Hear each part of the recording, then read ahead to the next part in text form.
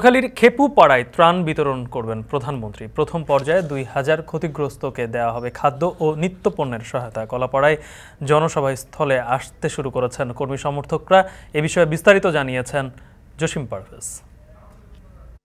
1970 সালে প্রলয়ঙ্করী ঘূর্ণিঝড়ে উপকূলীয় অঞ্চল লণ্ডভণ্ড হয়ে গিয়েছিল। তখন কিন্তু জাতির জনক বঙ্গবন্ধু এসেছিলেন এই উপকূলীয় অঞ্চলের দুর্গত মানুষের দুঃখ দুর্দশা দেখার জন্য এবং ত্রাণ বিতরণ করেছিলেন। এখন বাংলাদেশ প্রধানমন্ত্রী বঙ্গবন্ধুর কন্যা শেখ হাসিনা তিনি ঘূর্ণিঝড় রিমালে ক্ষতিগ্রস্ত উপকূলীয় অঞ্চলের মানুষের দুঃখ দুর্দশা পরিদর্শন করেছেন এবং আজ এই কলাপাড়া মোজারুদ্দিন বিশ্বাস কলেজ মাঠে তিনি এখানকার 2000 মানুষকে দুর্গত মানুষদের খাদ্য সহায়তা বিতরণ করবেন।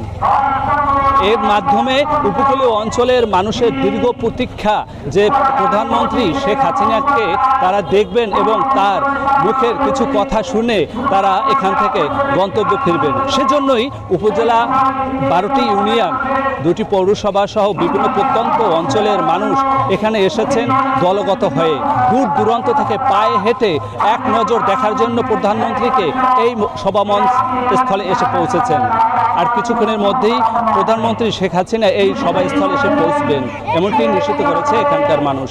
তবে আপনাকে আরও জানিয়ে রাখি যে এই আজকে যে 2000 মানুষকে যে ত্রাণ বিতরণ করবেন, এই ত্রাণের ভিতরে খাদ্য সামগ্রীর ভিতরে হচ্ছে 10 কেজি চাল, ডাল, চিনি, তেল সহ অন্য খাদ্য সামগ্রী কিন্তু আজ ত্রাণ হিসেবে বিতরণ করবেন প্রধানমন্ত্রী শেখ হাসিনা।